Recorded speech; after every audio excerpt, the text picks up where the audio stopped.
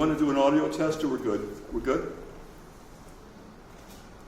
Welcome to Disclosure Network New York. I'm Nick Curto, director and co-founder. This is Sunday. This is June 23rd, 2019.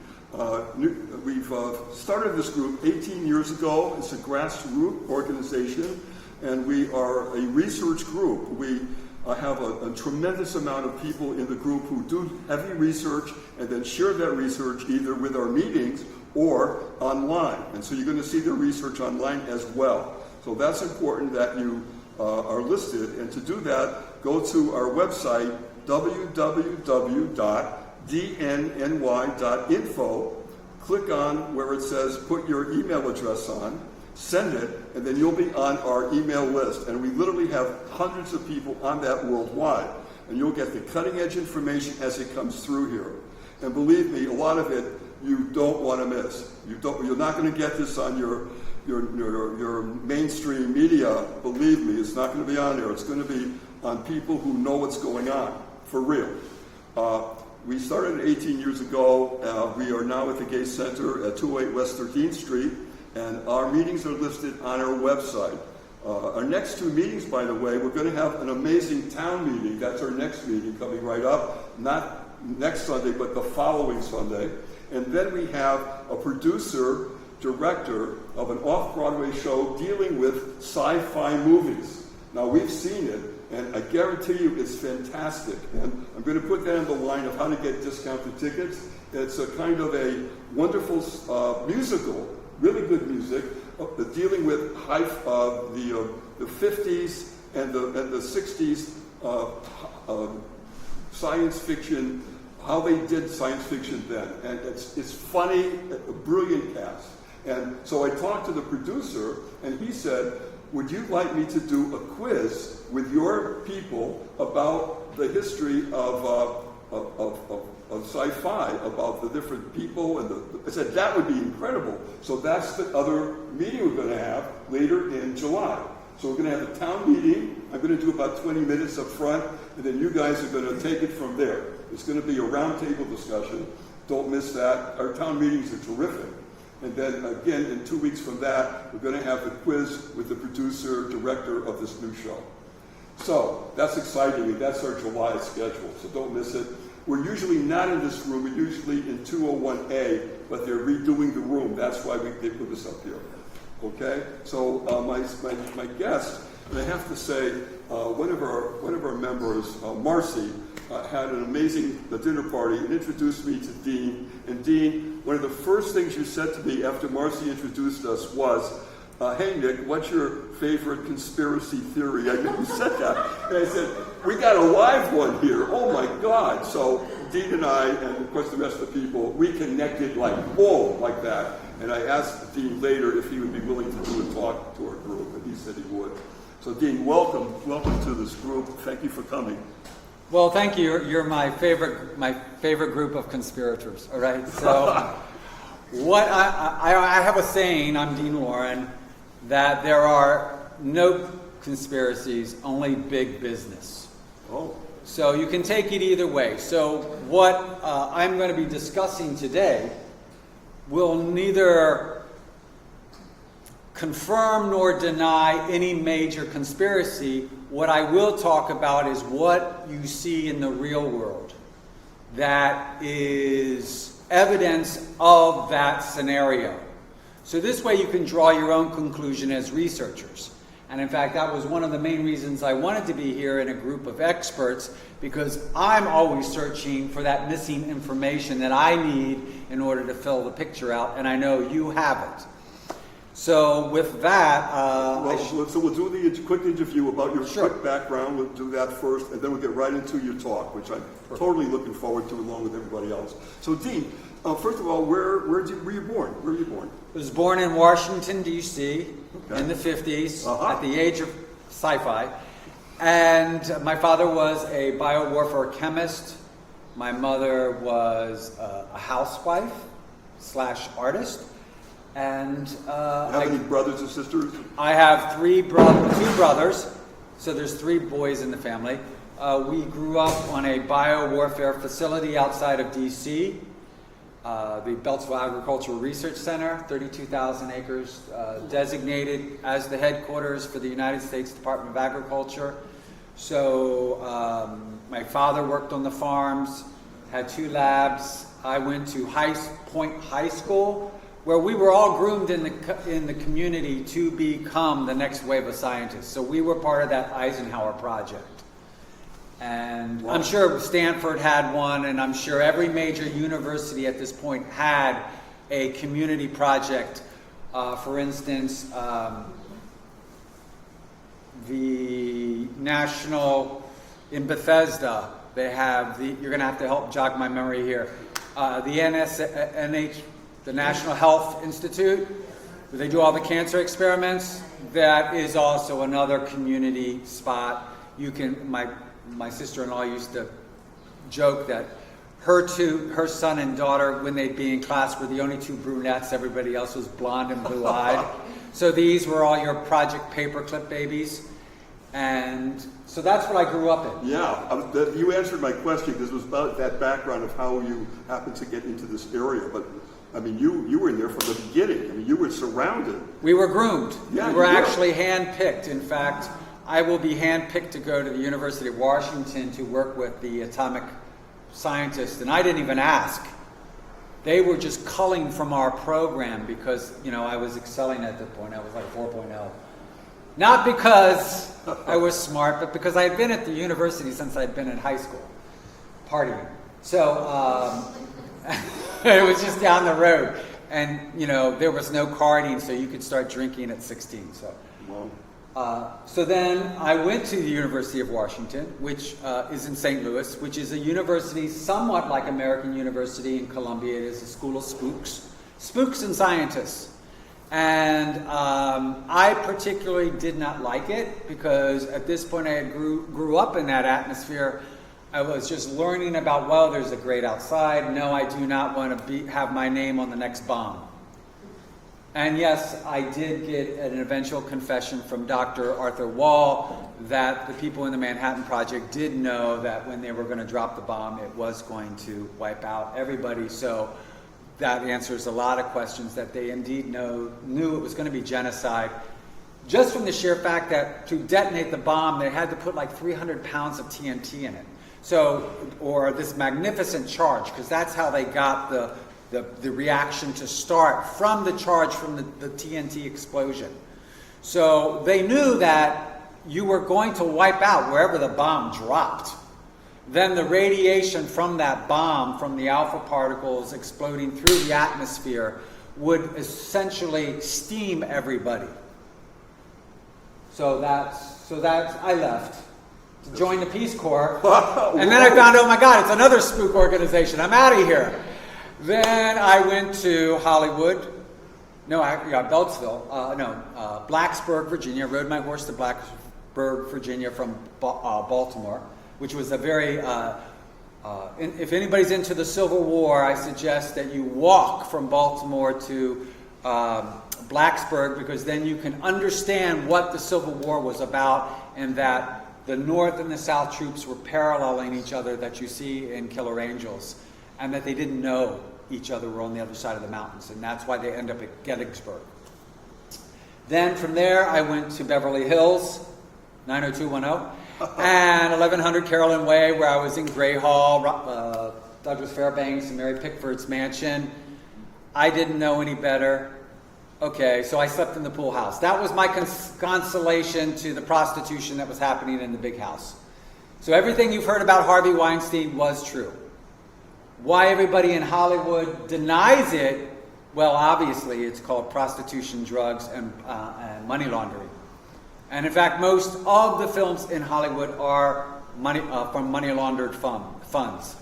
So that's how they fund their movies. Wow. Okay. Then from there, I came, when I witnessed a brutal beatdown, they sent me to Europe for vacation to get me away from the DA.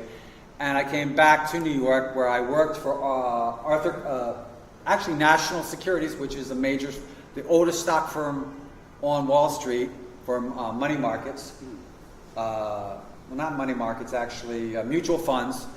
the Aiken family, which is notorious. They're like the Robert Vescos of England. And I didn't know that at the time. But I got my Series 7, my broker's license, and left that to go work on Black Thursday, actually. They say Black Monday, but the stock markets fell on Friday because I was in Mexico visiting my grandmother at the time. And I ended up working for Arthur Krim, the chairman of Orion Pictures. He was also the Democratic National Treasurer for the Democrats under Johnson, President Johnson. He was having dinner with President Johnson at the time that they bombed the USS Independence, at which time he slid a blank check to President Johnson and said, just fill in the amount. I don't know where the money came from, but that is why the United States didn't go to war against Israel. Then I left Orion and then went to Citibank to work for the CEO of Citibank, Richard Braddock, on the Global Revenue Task Force, where they went through every bank account at Citibank and every charge, and that's why you now pay big charges at Citibank, because we assigned a dollar rate for every service that we provided, and so 50 cents for every time you asked for a bank statement, 50 cents for this, 50 cents for that. Then we went through every account. So I know banks, the back doors of banks very well.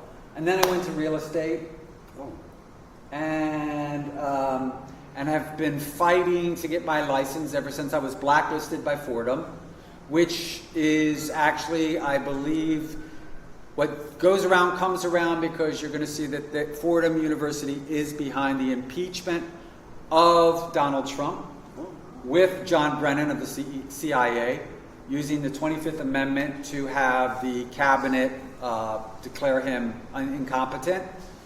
That's why Donald Trump doesn't have a full cabinet, because he refuses to stock a full cabinet so that that can be used. This is not the first time it's been used. The first time it was used was in Watergate, when again, it was William O. Bittman from Fordham University, the attorney that actually paid the hush money to the burglars, Howard, I forgot the names of the people, Ehrlichman and all these people that were involved, to keep silent. But this person, Howard O. Bittman, was never charged. Yet he was the only one who had physically given the check for the hush money. All right, so that tells you something. So I've been fighting about that, and that's it. So that brings us up to now. That brings us up to now, to where I'm fighting now as the executor to expose the Bernie Madoff issues as a money laundering operation for the CIA. It is not a Ponzi scheme. Everybody now knows it because of a recent revelation by Bernie in 2017 of August 26, in which he admits he did buy treasury bonds. He did place the orders through Merrill Lynch, Pierce, Fenner and Smith, Barbara Pierce Bush's family's firm, and that he placed those trades using Bloomberg terminals, which Bloomberg has already admitted that he eavesdropped on everybody using his terminals. So everybody was involved on Wall Street, including the major banks, Chase, HSBC, all your national banks of Luxembourg, France, London, the Cayman Islands, Canada, and of course it was all being run through the Federal Reserve Bank of Philadelphia. So that tells you that the United States was front and center in the money laundering, which is exquisitely detailed in Catherine Austin Fitt's new volume for 2019, The Missing Money.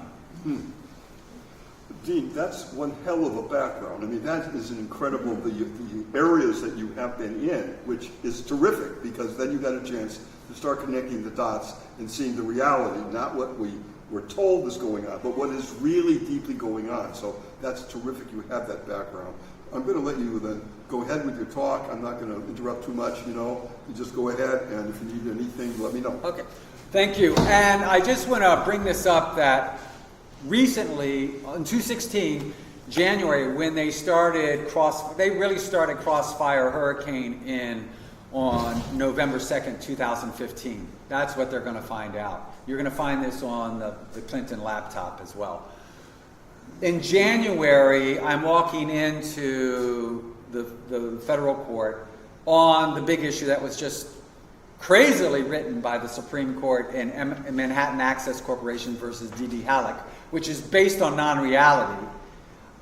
But walking out of that meeting, a FBI informant set me up, a woman, where she was beaten down severely in front of me by a federal officer, and they were trying to get me to touch the federal officer, which is an automatic 30 years in jail and a $100,000 fine. It's a Class A misdemeanor. Well, I didn't touch the guard, and I just let the woman get beat up because I had pneumonia. And the only way, it was amazing. I looked up on the wall, saw the camera, and I'm a television video editor. I never left film. And I have a television show, a satellite radio show. I keep my fingers in it for an insurance policy. But when I saw the cameras and the guards, out of the 4 security guards, the 4 courtrooms didn't show up within 2 minutes of this woman screaming bloody murder to get me to touch the guard to stop him, that's when I just, and this is a very useful thing to do, always put your hands behind your back. I did it just out of I don't know what made me do it. But at that point, all the guards rushed in. I was falsely arrested. And they would keep us there for an hour with 25 federal agents, which they deleted from the video eventually. And then we come to find out, well, she was charged on a violation ticket like you get from traffic court for a felony. Not even figured printed or taken down and booked. For assaulting a federal officer. Now, my brother's a Secret Service agent who guarded the president and trained everybody to kill. So I knew, as soon as I saw the violation ticket, I said, we're not in this particular planet. But I knew that because I was standing next to her and she was claiming to be a sovereign citizen for tax reasons, I was going to be drawn in. So I did my homework, and yes, the officer was not a federal officer. He is, in fact, a security monitor under the World of Blackwater, which was discussed recently or passed in 2018 with the accounting bill FASB 56, which now allows the privatization of the military. And the courthouse was not a federal courthouse. It is actually owned by the city of New York, and the ownership of the actual building is in the New York State authorities, held by limited liability corporations offshore. And I believe, and I'm rightly so, that they are owned by the Cuomo family, Sheldon Silver's family, all your men in the back room, Bruno, of course there'll be Chuck Schumer's family, and this is how and a lot of federal judges, all right? So that's why I'm involved to the extent of this research. I had to get out. I want my law license. The only reason I didn't get my law license was because I stood up to Fordham Law School when they told me I would be blacklisted if I didn't lay off of Hughes, Hubbard & Reed, which was, I did not know, the major law firm for money laundering offshore corporations for Bernie Madoff. This was in 1993. My best friend, Evelyn Goldberg, at the time, was exposing Madoff robbing all the estate courts in 1993. Then my other friend that I can now call my friend is Doris Sassower. She was exposing the judge rigging and the rigging of the probate surrogate courts robbing estates in Westchester. With everybody had documents. That was the crazy thing. And then I think we sent everybody into a heart attack mode when they saw all 3 of us stand together at a meeting. We should never have met. But at this one meeting, we all met, and I was like, oh, I got to get to know you guys. Just like dinner party.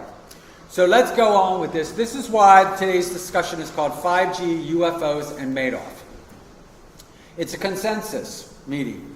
So if you have, it's all of us together. I don't want to be just this person talking. If you have an important part, and by the way, I call it the heretic model because nobody's really discussing this on the ground. So the ground rules are, if your terminology is general, it's just to identify the field that we're in.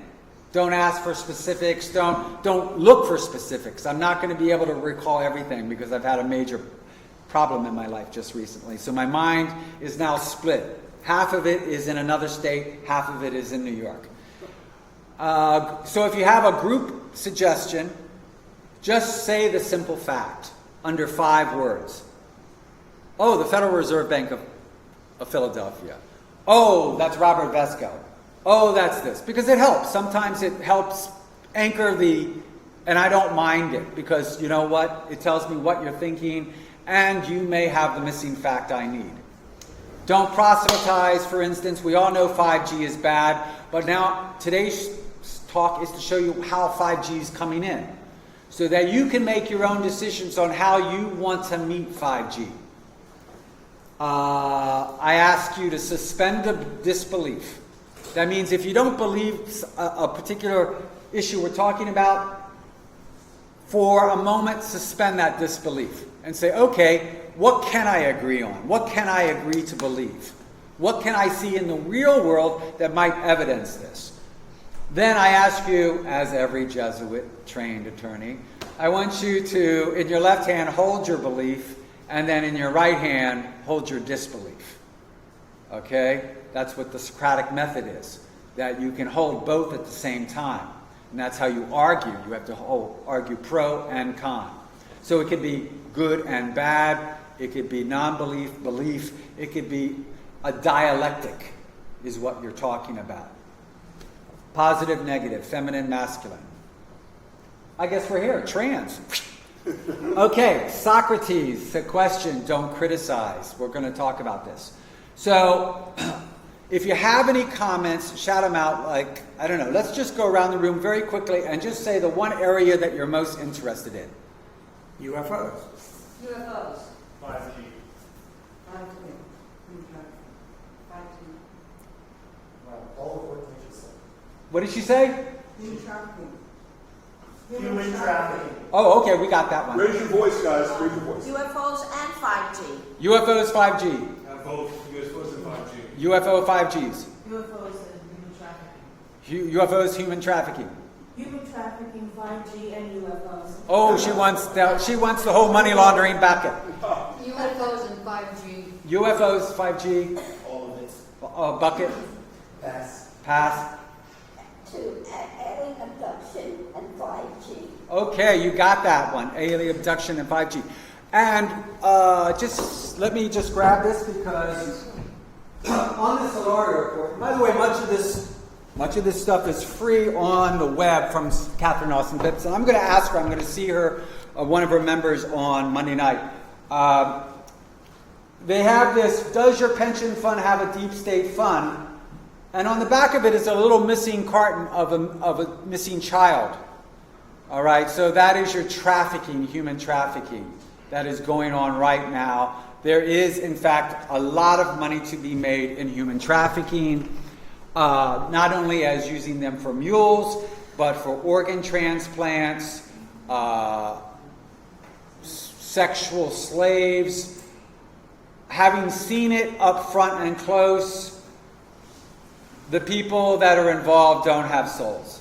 Let's just put it this way. So don't expect anybody to come in and champion this because you're really looking at people that are looking at it as a business model. They don't even see these people as humans. All right? So we can go now. Broadband technology. Let's go over this really quick because this is the 5G. We are now switching to a broadband over the power line. You will no longer in 5 years have a router that sits on your wherever and you get Wi-Fi. From your fiber optic line, your Verizon fiber optic, you will have something similar to an extension cord, a black box that plugs right into your power cord where you put your refrigerator, where you put your lamp. That will be your router. That router will then control all the smart appliances in your apartment. You'll be able to go into your computer. Your signal will travel down through that black box into the power line into your broadband network. So again, we'll be on all the electrical grid, just like we used to be. We're going back to the electrical grid, folks. And we now know that the First Responder Network Authority, which is 700 megahertz, was part of the 2012 Middle Class Tax Relief Act. It's already been given a monopoly. Your ambulances, firemen, police, they're all operating on 700 megahertz already on the power lines. All right? Every major hotel, the video in their lobbies and in their elevators is traveling over the power lines. 67 Cadman Plaza East in Brooklyn, the control center for the quote-unquote Joint Terrorism Task Force, the NYPD, the FBI, and the CIA liaisons. So that means anybody that walked into Donald Trump's office at Trump Tower was seen going up in the elevator. Then all they had to do was look at who's making phone calls right at that moment, and you don't need to hear what they're saying because you're going to get a tape from that later. But you can now track them. All right? I'm a marksman. My brother's a marksman. All two of my brothers are marksmen. So we grew up in hunting. So that's the first thing in hunting, the rule. Know your adversary and who they're contacting. Right? Police are at 800 megahertz. So your ambulances are at 7, police are at 8. They use a frequency which then has a carrier frequency that bumps it up in power and allows it to go at 800 megahertz. They recently went digital. I think that was the big thing in 2004. So now they've got square waves that it's going. So it's digital, and now they can encrypt it, so you cannot go on these lines and listen to the police like you used to. Now they have designated encrypted lines because of the digital. So 5G is anything from 600 megahertz on up to, I think it's 1.4 gigahertz. All right? So that's on the power line. You're not losing that. Nobody's using that on the power line. So I'll say this for Jim. 5G is 600 megahertz to 6 gigahertz on the power line. It's totally not being used right now. All right? That's your broadband. So the main providers of 5G are AT&T, Huawei, Ericsson from Sweden, which now has the routing contracts for the United States, Norway, and Nokia, Finland, which does a lot of the phone parts for New York City police, everybody else there, the Tisch family. You know, Tisch, the hotel family, you know, from the Lower East Side, Merrill Hyatt Tisch, right? Rabbi Hyatt. Routers and smart meters. So this is how 5G is going to work. You're going to have your little smart meter, which is the black box. It accepts your signal, goes into the power line. All your power lines connect at a router to your main T line. And at the router, that is where they're going to extract your information. They don't need to listen at your apartment. They can actually listen at the routers, which is how they got Donald Trump's information. So remember, it ends at 67 Cadman Plaza East. So they're spying at the router before it gets to 67 Cadman Plaza East. And by the way, what's at 67 Cadman Plaza East is also copied and put into an archive. So when they tell you a 911 call doesn't exist after 6 months, wrong. It's forever archived. So let's talk about UFOs. UFOs, unidentified flying objects. Now, because I grew up in DC and I work with a lot of aerospace people, I prefer to use the word unidentified foreign object. That allows me to suspend disbelief. And now I just know, okay, it's unidentified, it's foreign, possibly. It could be US, right? But at this point, it's not made in New York. And it's an object. And so then, of course, we go back to von Braun, whose deathbed was sentenced, or his deathbed statements was always about, UFOs. And so that's when you have to start looking at what we're going to talk about later is newspeak. So UFOs. What could that also stand for? Anybody? Unifying foreign object. Unifying foreign objects, or let's take that one step further. Unifying foreign objectives. How am I going to get everybody in this room, like von Braun said, to unify? Reagan Reagan. said it. What? Reagan said that. Everybody has said it, from von Braun on. This is part of the plan. You're going to see where we fit in. So with UFO, I know it's small, but you all know these events personally. You've all researched them. What I did was I just put them in classifications. 1947, you got Murray Island. 1947, Montana, Roswell. 48, Kentucky. 48, Alabama. 48, Belgium, the Fireballs. 48, Fargo, North Dakota. 50, McMinnville, Oregon. 1950, Great Falls. 1951, the Lubbock Lights. 1952, the Robertson Panel. 1957, Levelland, Texas. Okay? That's just in 1947. Okay? I didn't bring my history book. Oh, it's a bummer. I had this like really great history book, and I don't see it over there. However, so if we look back in 1947, what is happening? The National Security Act. This is the merger of all your intelligence agencies under, quote, the NSA. All right? We're also seeing the birth of the United Nations, the birth of Israel. We are now seeing the, quote, unquote, United Nations, the unifying government force, right? So what better way to introduce a unifying foreign objective but to bring into the public consciousness UFOs? And even if they're fake or real, well, let's use them, all right, to our advantage. So 1960. Then you start, now there's been a few lights at this point, but now in 1960, strange enough, now we get the abductions. That's what starts the difference between 1960s. So we get 1960s abduction, 1964 UFOs, 1965 UFOs, 1965 fireballs, 1966 the police UFO chase, 1969 Jimmy Carter, 1973 abductions, 1975 New Jersey, 1975 abduction, 1976 abduction, 1976 Tehran. What we're seeing now is the birth of the CIA in coordinating with renditions and UFO abductions. I'm not saying that the two are related. I'm just saying now you're seeing the CIA actually rendition people. So they're disappearing as other UFO abductions are happening. I'm going to use both of them. So I'm stepping in Dick Cheney's boots today. I'm going to make money. I'm going to make this work. Okay?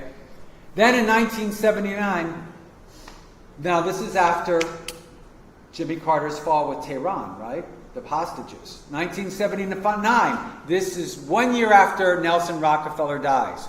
Nelson Rockefeller did the organization of the government for state authorities, which is a quasi-governmental agency, like the MTA.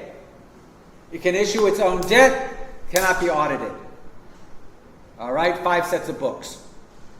That's Nelson Rockefeller. Reorganizes the government so it happens. Lawrence Rockefeller organizes, his brother, the offshore banks in the British Virgin Islands and the Caymans. Where do you float that money after it goes to the national authorities? The Caymans and British Virgin Islands, Gorda Cove. David Rockefeller, the baby of the family, what does he do? You're going to handle the U.S. banks. Chase and the Municipal Asset Report, which, Jim, if I looked at the Municipal Asset Report, I could tell where you lived, what your education was, what your current debt, what your current credit is, everything about you, your medical, everything. So it's already put together. And when I mentioned Evelyn Goldberg was my best friend, her husband was Simon Goldberg, who worked at the Statistics Office heading the United Nations, and he was the one who helped develop the Municipal Asset Report at the United Nations level in 1973. All right? So you're behind the 8 ball. This is 40 years ago, folks. 1997, all of a sudden the lights. 1997 lights, 2000 the lights, 2004 the lights, 2006 the UFO, all the way to 2018 UFOs. Why the change to lights? LEDs. Different changing in lights. If you look at the skyline for New York right now, take the Circle Line cruise. It's incredible. The whole city is lit up with LEDs now. It is crystal clear. It is like Emerald City. There is no longer a halogen haze over the city. It is sharp. I'm surprised that, I guess bats are no longer running into buildings anymore. So, yeah, that's all right. And it would be very easy to stop the birds from flying into the glass buildings, by the way, just by putting different kind of images on the glass that they can see, birds can see, right? Madoff money laundering. Emily's List. Easy money rises like yeast. Again, it's an acronym. It really does stand for Emily's List. Emily's List was a bunch of feminists that they had culled together in 1985, where they were going to do money laundering with $100, $101 donations that were never going to be tracked across the nation. Everybody was involved, from Hillary Clinton to Ellen,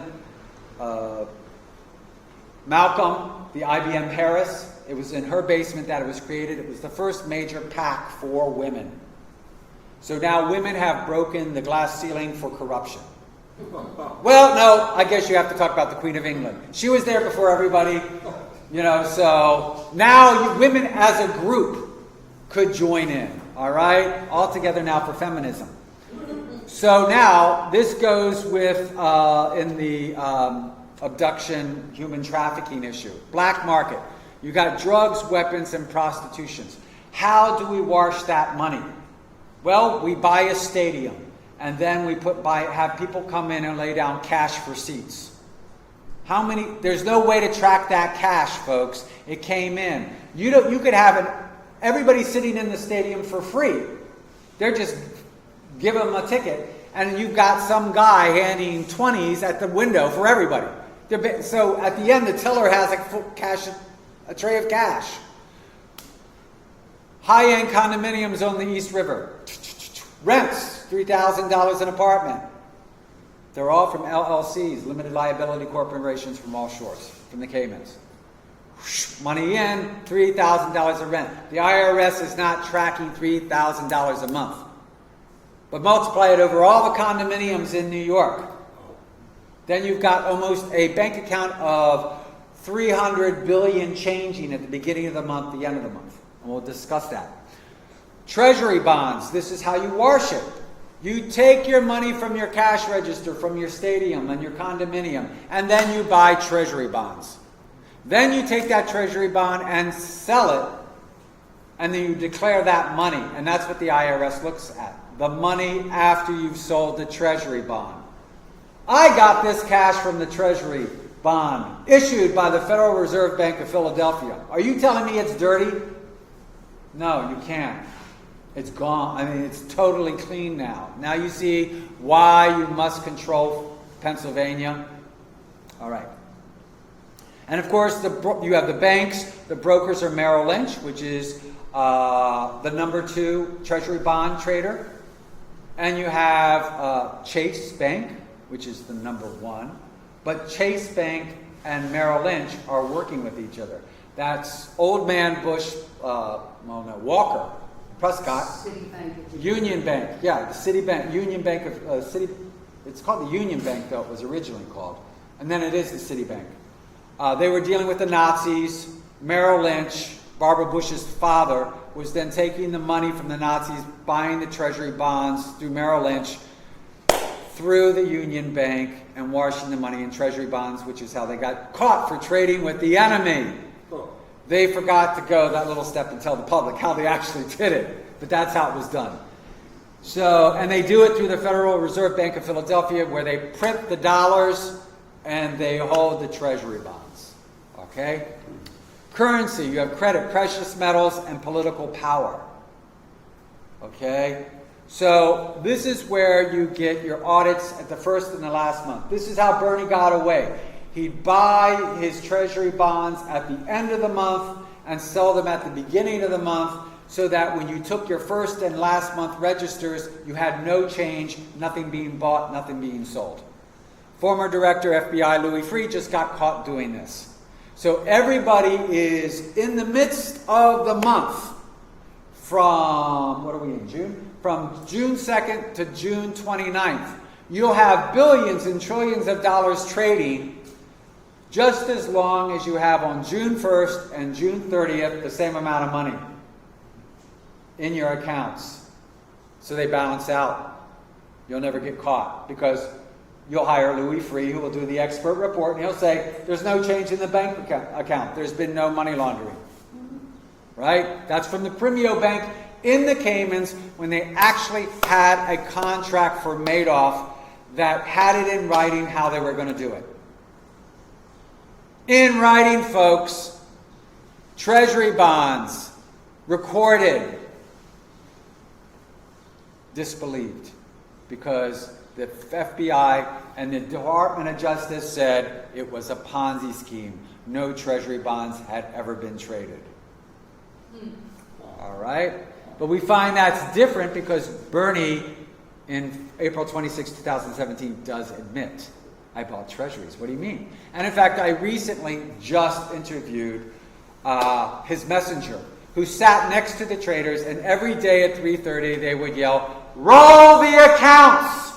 And they would call the Cayman Islands, congregate all the money in the Cayman Islands, send it over Merrill Lynch, and buy the treasury bonds. Every day from 1985 to 2008, New York City called the Cayman Islands. Everybody here got a New York City Verizon phone bill? You ever get billed for foreign calls? Every foreign call is on your billing statement. So you're telling me, oh, I forgot to tell you, there are 5,300 magnetic tapes of treasury trades that the FBI, DOJ, and the trustee have never looked at from 1985 to 2000. But they have the nerve to say there were no treasury bond trades. And I'm sitting next to the woman, and I have the trades from Evelyn, of all the treasury trades, because they never thought I would catch on, so I got a real transaction record. All right? Because I was, the people that stole Evelyn's money were inside working with Madoff. So they never thought she would, they had her shut down. So that was Simon Goldberg's estate. He was the head of the United Nations. So now you see the United Nations is money laundering. Kofi Annan's son, the oil, everybody. Now you understand the United Nations in Korea. They were the ones who initiated the Korean War, the split. They were the ones who initiated the split between Pakistan and India. They were the ones who initiated the Vietnam War. If you see the United Nations start to act, start to look. All right? That land was donated by the Rockefellers, and the moment the United Nations on the East River ceases to function, it goes back into the Rockefeller estate. It's loaned. Let's look at the Western culture. So I'm going to speed this up. In 4300 BC, we have a great river culture. We have Sumeria with the Tigris Euphrates. We have the Nile. We have the Yellow River. But there's also the Mississippi River. There is also the Orinoco River in Venezuela. There's the Congo River in Africa, in Nubia. So there is a corporation, I would like to believe, that's operating on all these major river systems, and they have one unifying element. They are using zeolite, the old form of concrete that lasts for thousands of years. So that's where the Roman aqueducts are actually made of really good zeolite. That's why they're still standing. All right? In 1200 BC, we see a breakup of all these river cultures. Why? Divorce. Divorce. You know, I can only say. 0 BC, the rise of Caesar. All right? Emperor Constantine. Now, that particular Roman banking system wants it all. They're going for, remember, Augustus and Hannibal have now taken over the Middle East. That all belongs to the triumvirate now. North Africa, the Middle East, and Europe, all the way to Britannica. All right? The Gauls. Then 300, 1100 AD, the Muslims rise up, the Ottoman Empire. They start shipping plague on ships. You really want to come into our backyard? They load the trade ships from Italy with rats that have plague. In 300 AD, that's the first plague. All of a sudden you get blood type A come out from O. Then you get the second wave of the plague in 1100 AD.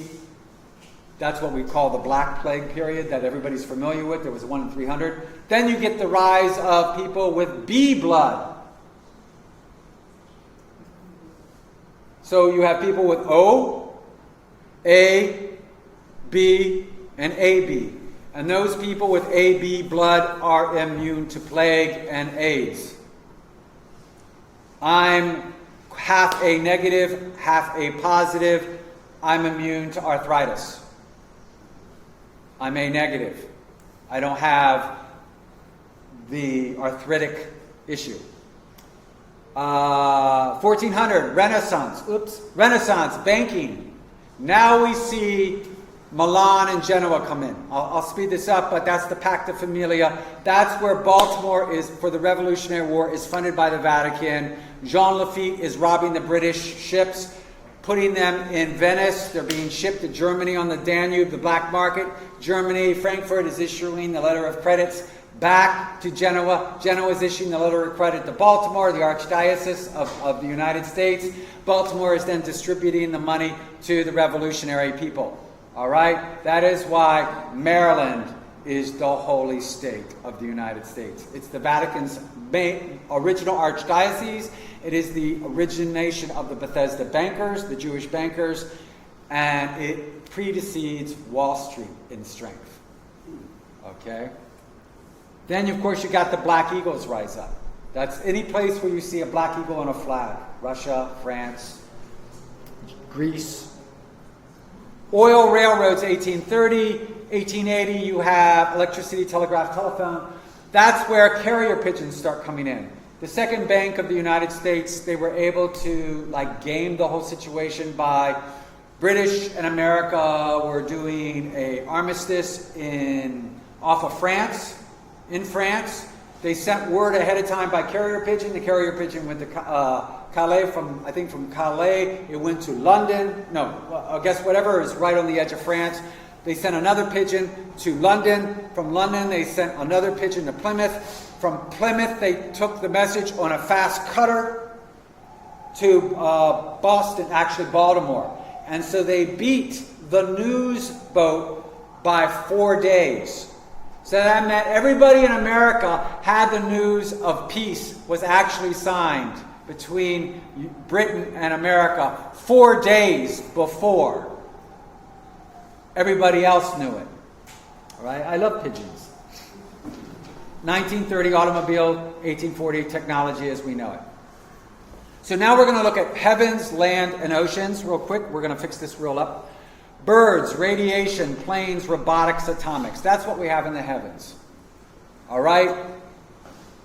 Remember, we're going to mine the skies now. We have satellites that are made of the highest purity of silver, gold, platinum, all the best metals. You're going to tell me you're going to waste time in digging a hole and smelting when I can just send a rocket up and grab them with a robotic arm and scoop them?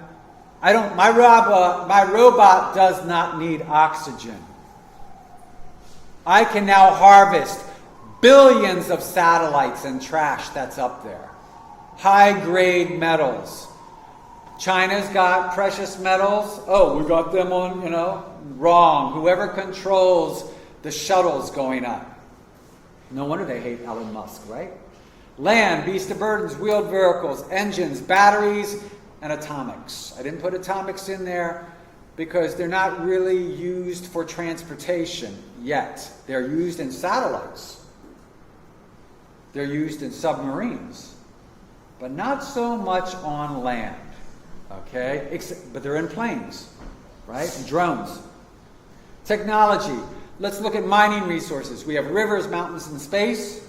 We're going to mine those satellites. It's a real easy pickup. Oh my God, oh, that it just happens to be a Chinese satellite. I don't know how that got there, but I stole it.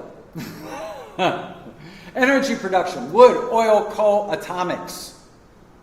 The Nazis, instead of mining uranium, they just went for thorium, which is even more prevalent. That was the Nazi bell. How they took mercury and thorium and created uranium-233.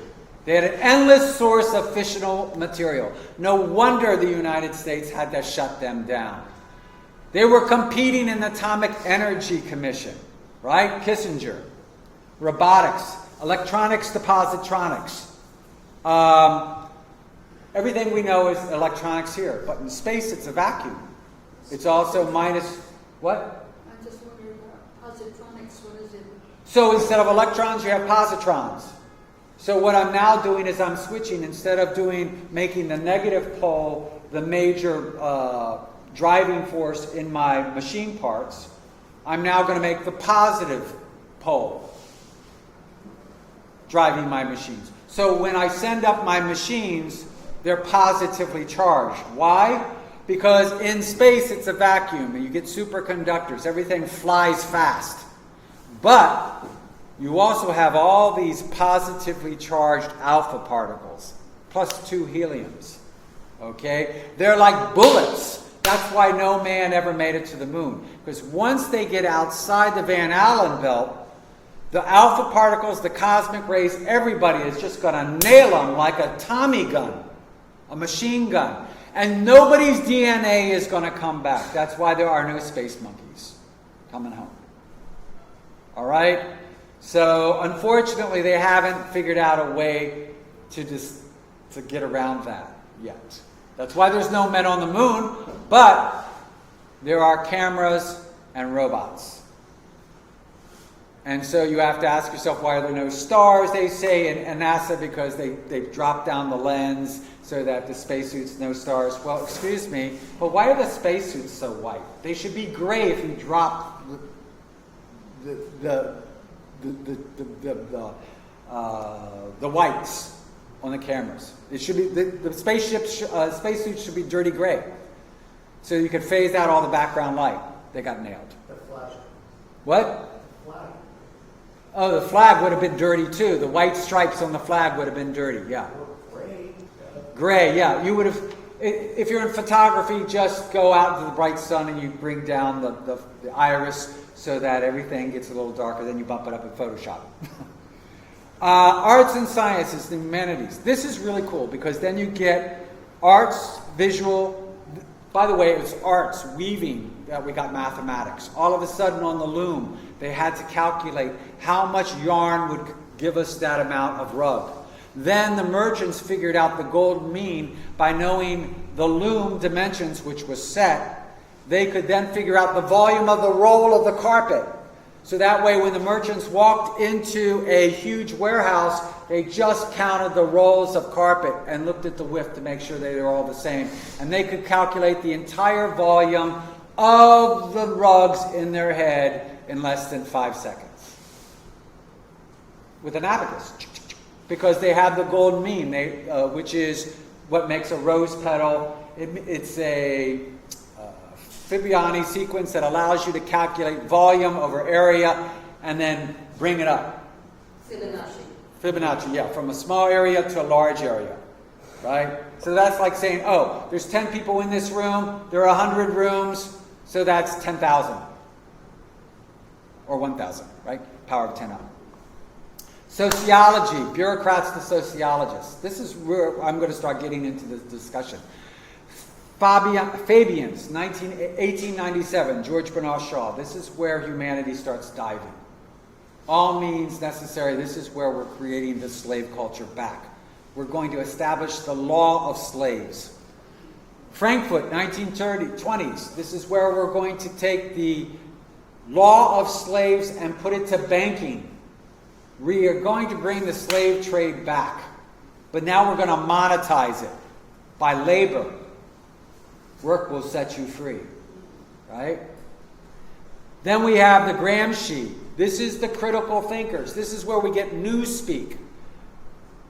Critical thinking doesn't mean I'm going to balance this, think about it, rationalize it. It means, oh, you're talking about there could be peace on earth. You're wearing a green shirt. You must be crazy.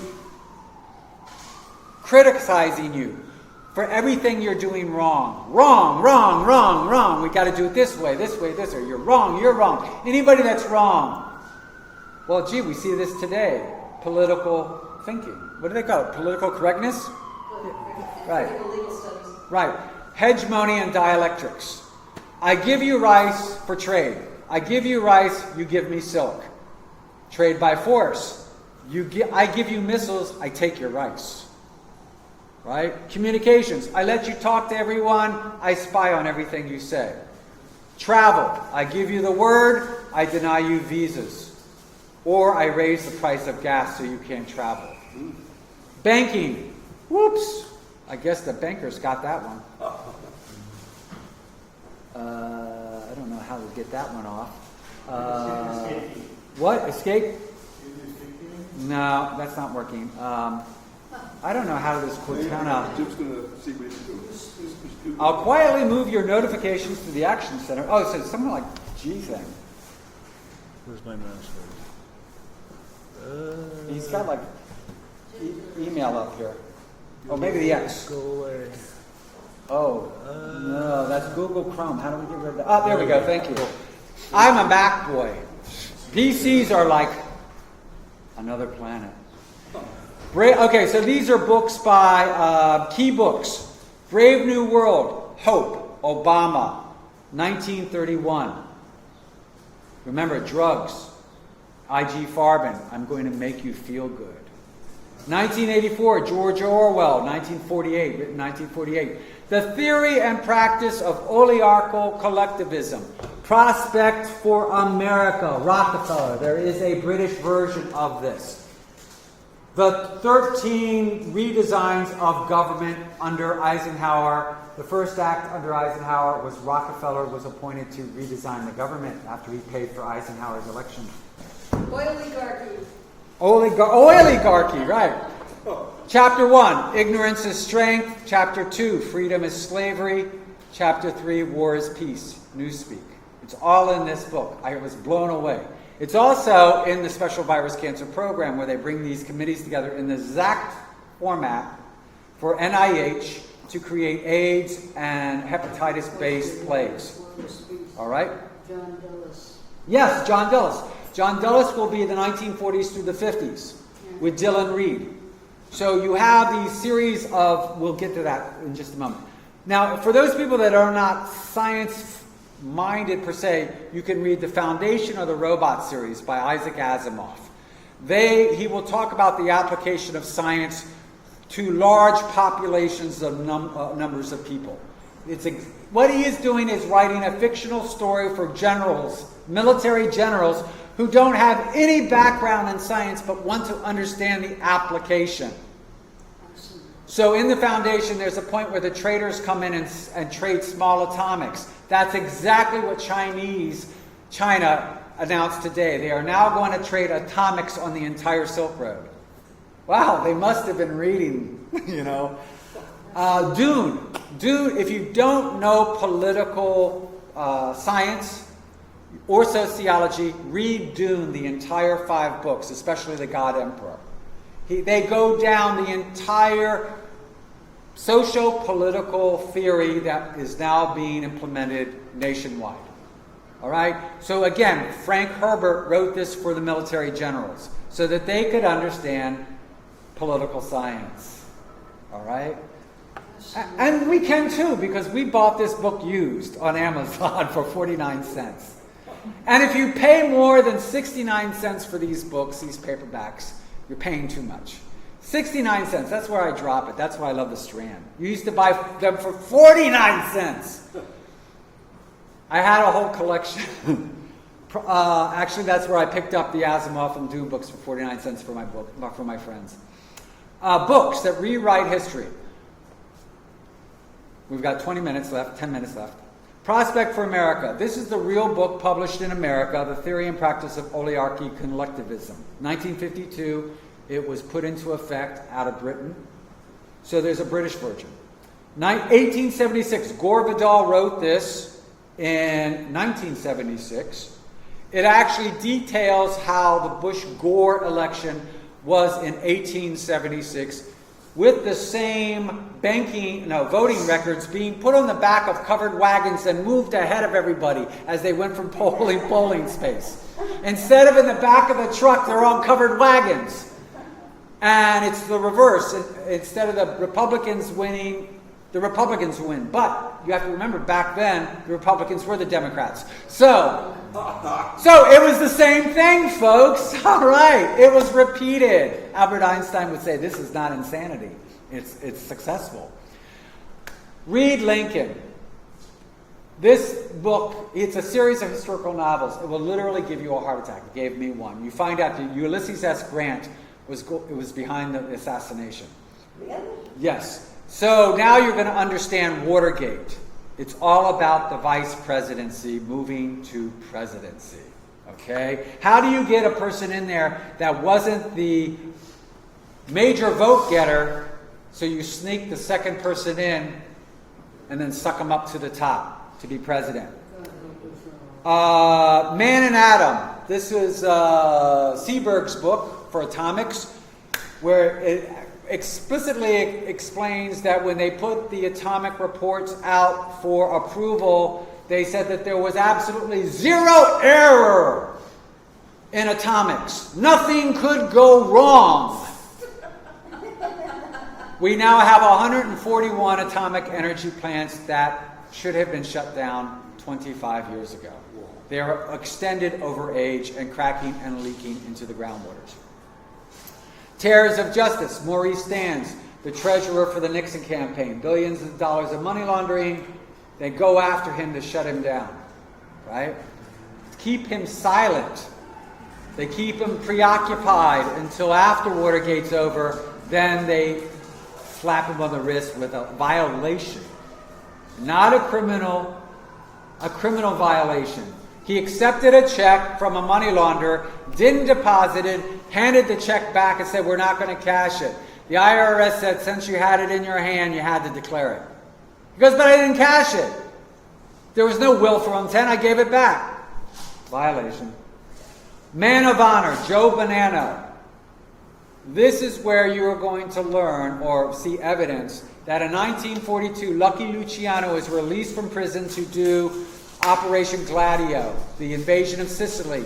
And in return, he will unite the CIA with the 5 organized families with the FBI.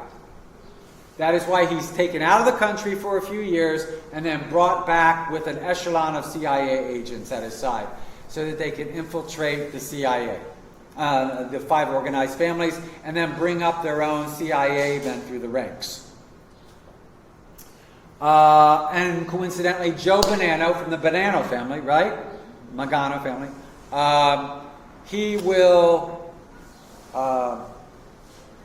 coincidentally delete everything from 1945 to 1950. Right? Like the Castellanos from Chicago, which will do the assassination of JFK with the help of Bush, which is why the FBI papers cannot be made public. Because then you bring Chicago in.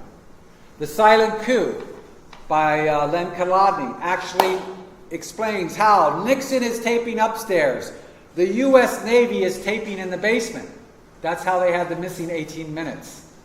And who was Deep Throat? That was Bob Woodward, Admiral Welander, Jaworski, Judge Sirica. We'll find that out in the secret plot to make Ted Kennedy president. That's where Fordham, they will bring in William O. Britt. He will actually do the checks to hush money, but he's never indicted, but everybody else is. And Watergate should have been just a simple break-in charge. They bumped it up, and they had a prosecutorial report, which has never been made public, which is the floor plan for taking Trump down. But now William Barr, I'm sure, has given Trump a copy. So now we have Family of Secrets is the Bush dynasty. Now you get all the players in the back room. So the reason why you want to read these books is to find out who's standing in the room next to this person. They'll usually tell you. And then you can say, oh, I never knew that person because now they're on the Supreme Court. Okay? And in fact, in Saving Justice Robert Bork, he is getting a phone call as acting Attorney General, Solicitor General, because Mitchell is still in there. And they're saying you should fire everybody in the Solicitor General's office 2 days before the Friday night massacre. Who's sitting next to him? Old Man Winter. Old Man Winter is a Yale professor just like Bork, and now he is a senior judge on the Second Circuit. So you're telling me as a Solicitor General, you're taking a call for somebody to bribe you to fire everybody, and you're letting another Yale professor listen in from a dinner party. All right, who told you to pick up that phone call? Old Man Winter? All right, just like Johnson slid the check across the table. Coincidentally, you're having dinner with Johnson right at the minute Israel decides to drop the bombs on the USS Independence. All right. The Real Watergate Scandal. Great book by Geoff Shepard. Actually has the memorandum where they admit, released only in 2015, Judge Sirica was meeting behind closed doors with prosecutors. And the media, Mollenhoff and the Des Moines Register, to drop all the documents that they couldn't do legally. The tapes, the grand jury testimonies, everything that would have been illegal if you had released it. And then Judge Sirica puts it all in a briefcase and sends it to the House committee before anybody can say stop. And he even documents this in a memo after the indictments are handed down. And as soon as the indictments for Watergate are issued, he goes in the back room with Jaworski again, and then they talk about how they're going to put the briefcase over to the House. And they actually send it. So when they're talking about the grand jury tapes for Trump and all these grand jury testimonies and all, they're just replicating Watergate.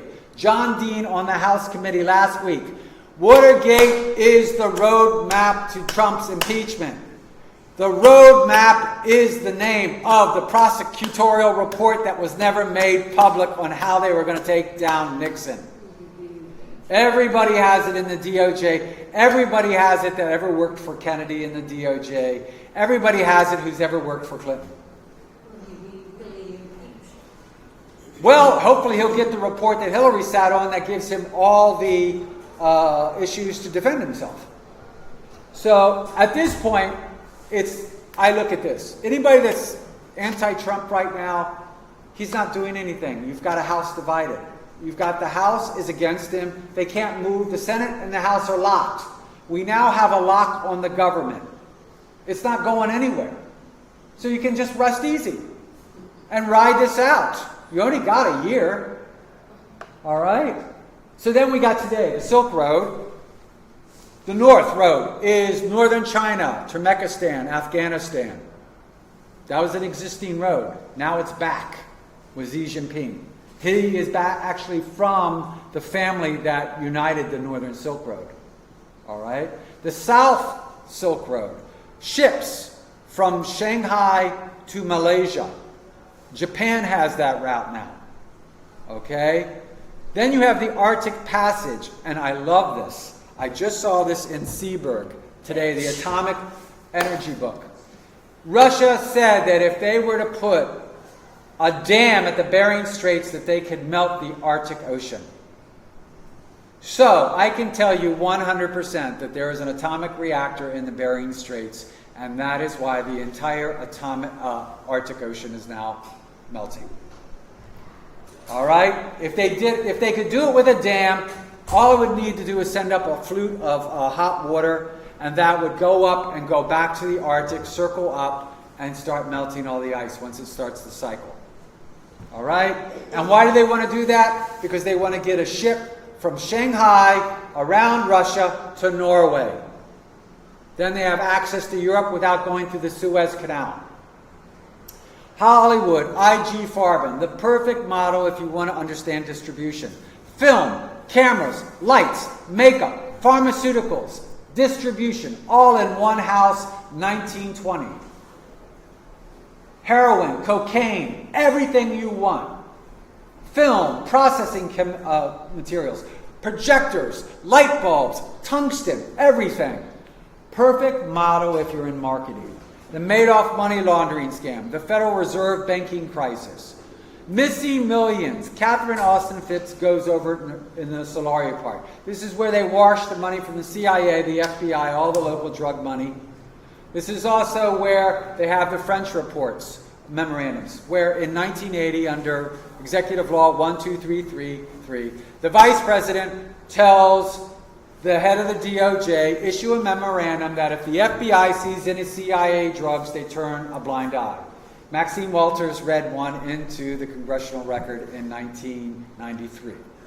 And by the way, that was the same year that Poppy Bush admits to, oh yeah, I knew about Iran-Contra in my diaries, and I give them to Bill Clinton.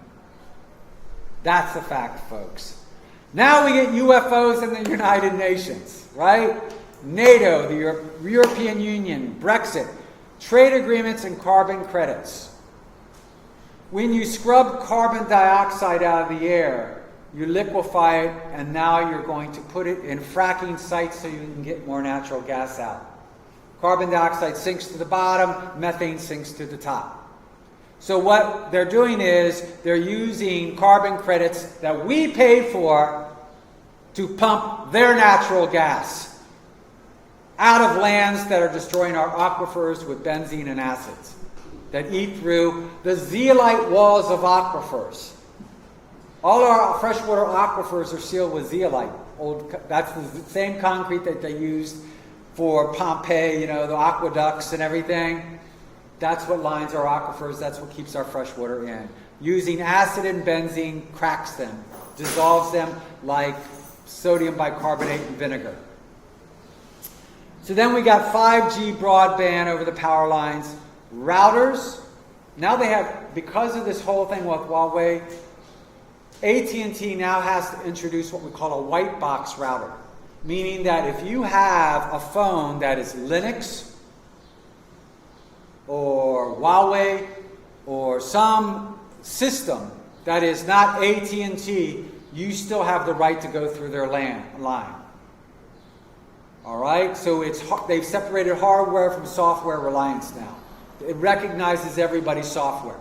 Of course, that means they're going to be listening to everybody, right? If they have the technology to transform your different operating systems, they're listening, folks. All right? Hey, you give with one hand, you take with the other, right? It's what they say about the Chinese. You give them your hand, they take your arm. All right? For all those Chinese people out here that are in the room, I love you. I hope you get the Silk Road going. For all you black people out there, I see 1, 2, 3. Hey, you were right. You were being spied on in the FBI. You were. I can't believe that there is not this major cry from the leftists and the black organizations going, didn't anybody believe us in the 70s? Okay. Why are we all still in jail? Why are they all fabricated? Right? So we come to the end of the discussion at 3:30. And so now it's just like, I gave you cards, but quickly say, what do you want to be quickly addressed? Maybe we'll just shout out the room. Forget writing it. We don't have time. And so really what the big question I'm also is. thinking here is that you're providing such a quality and dense information here that I don't want to rush this at all. Okay. So what I'm saying is I want to go through your schedule, Right. and I want to do a part 2. Sure. Would And you plus, agree to that? Because, Sure. because there's so much here, and there's a lot of questions out here, and I don't want you guys not to have the opportunity to really get into the what you want to talk about. So would that be all right? absolutely. And what I'll do is I'm going to give you the PDF. Beautiful. So you're going to have this. Yeah. And in fact, maybe I'll put this in a report and I'll footnote it for you people. And so let's go with the end game final error analysis. It all comes down to error, folks. This is the big reveal. Money laundering. Let's talk about election and banks. We learned that from Mary Stans in Watergate. We learned that from the Hillary Clinton laptop. All that money offshore is coming in. You mean the Wiener laptop? The Wiener laptop. But she owns it.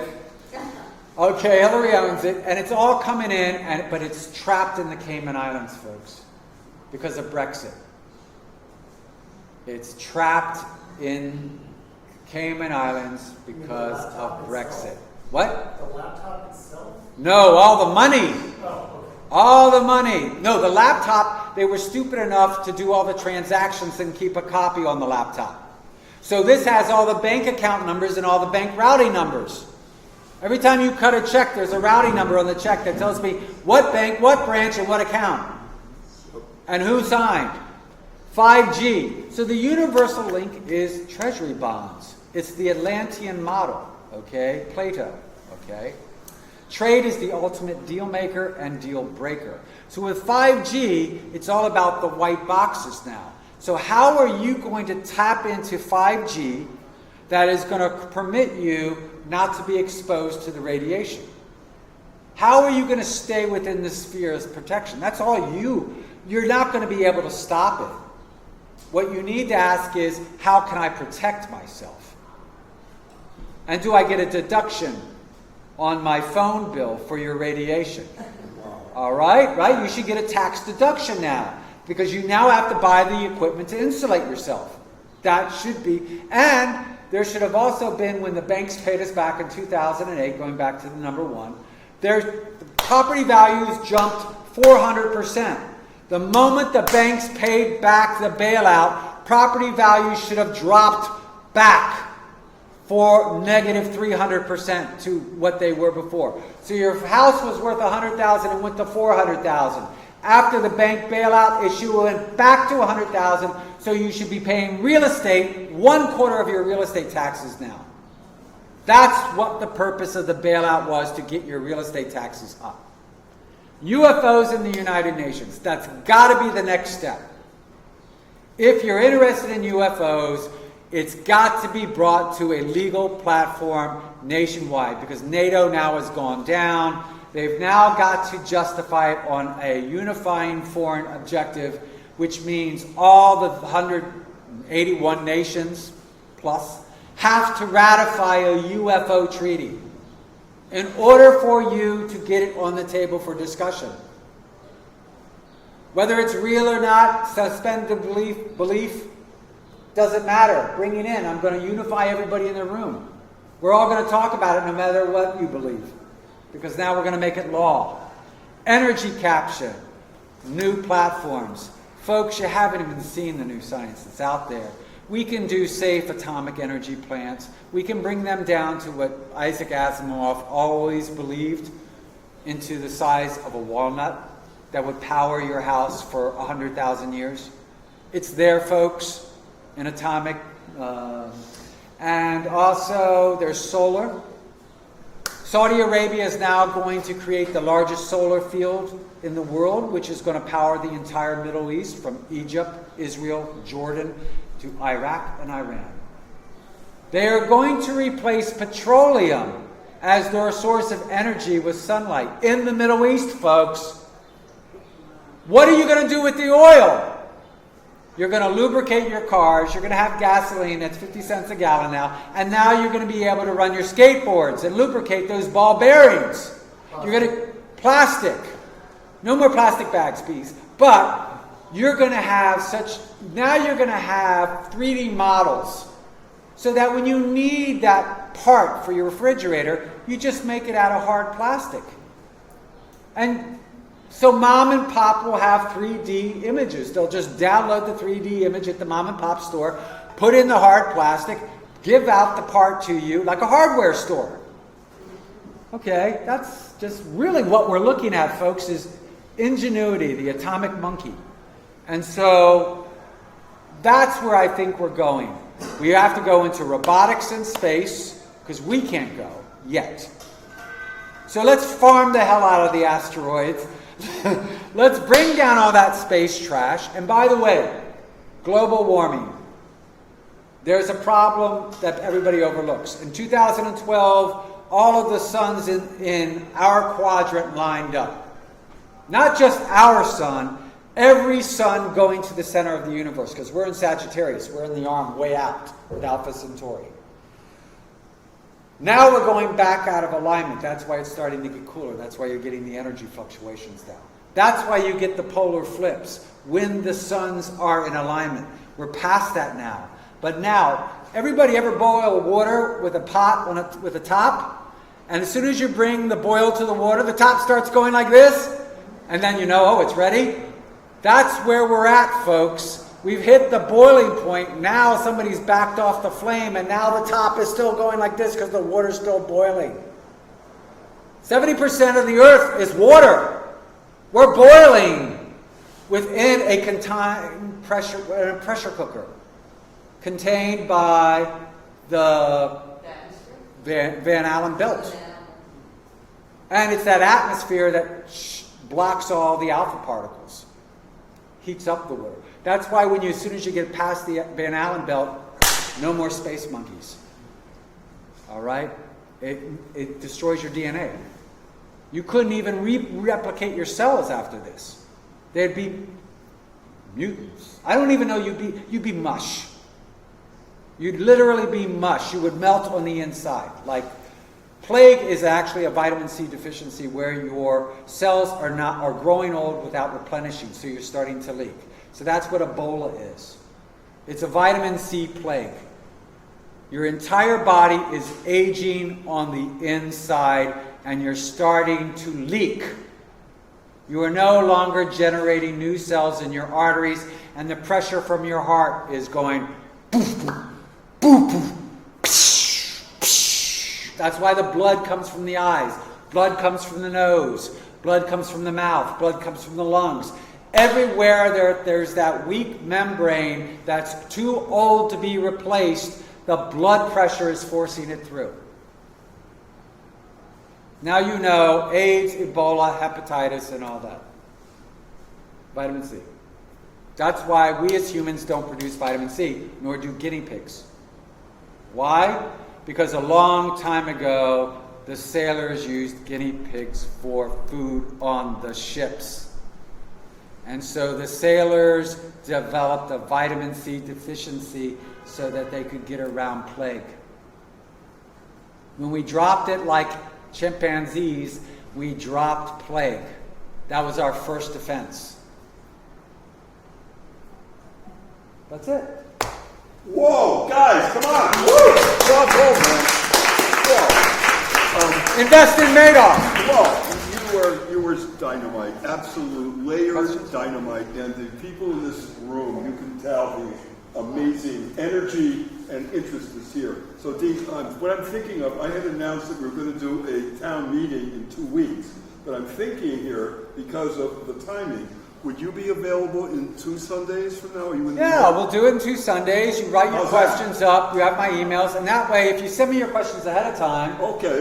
We can do that. I'll just type up your answers and tell you where to look. Okay. So you don't believe me. I want you to go out. Here, I'm deanloren@gmail.com. I want you to go prove me wrong, and I want you to prove whoever wrote it wrong, or I want you to say, oh, they forgot this. Now I understand this. Why didn't they tell me this? For instance, I'll end it with this. I'm looking for this. This is the Austin Catherine Phipps report. And now we have to start moving things. So I said, okay, let me look quickly back to the timeline that Catherine Austin Phipps put here. So I said, oh, God, I got to look at Bernie Madoff because I'm personally involved in that. And then I look in the timeline, 2008, December 1st, right? Wasn't that when he got arrested? No, it wasn't December 1st. Or when they announced it? Well, I mean, I think it was the 11th, because I think the party was the 10th and they arrested him. Somebody was there at the Madoff party, or supposed to be. December 10th. Catherine Austin Phipps says, 2008, October 3rd. It was at a securities event that they announced that he was a money launderer, Ponzi scheme. 2 months before the government knew, and that's when Evelyn Goldberg is murdered on November 18th in Lenox Hill Hospital, the woman who exposed Bernie in 1993. I always knew that in order for him to plead guilty in December, they had to have planned it in November. The prosecutor not just going to run up on a multi-trillion-dollar scheme and say, you're guilty. and have it all typed up in 2 days. But now we have confirmation. Everybody knew it was October 3rd in 2008, 1 month after the banks crashed. I'm pissed. Again, we're going to buy do a this part 2 in 2 weeks. Sure, yeah. And this is Nick Curto for Disclosure Network New York. Thank you so much for listening, and tune in again in a couple weeks with the second part 2. Thank you. Amazing, amazing talk. Guys, come on.